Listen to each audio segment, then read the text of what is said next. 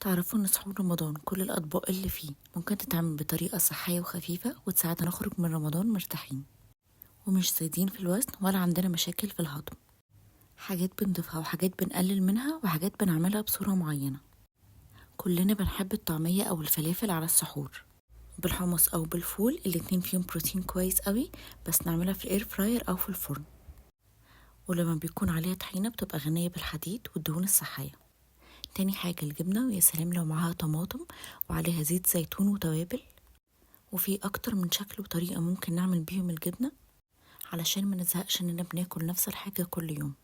تالت حاجة واللي بتكون حلوة جدا على السحور هي الحمص. لما بيكون معمول في البيت وبنضيف له الحاجات اللي بنحبها وناكله مع الخضار اللي بنحبه بيكون مغذي قوي. وكمان لو ضفناه مع الجبنة هما الاتنين طعمهم حلو مع بعض، وبروتين يشبعنا فترة طويلة تاني يوم. العسل والطحينة مصدر هايل للحديد، بس ياريت ما نكترش منهم. مع عيش بلدي يبقى حلو قوي. طبق الفول ده أساسي في كل سحور، يا سلام بقى لو حطينا عليه خضار وطحينة. وفي طرق كتير تانية بتعمل بيها بتكون صحية وخفيفة.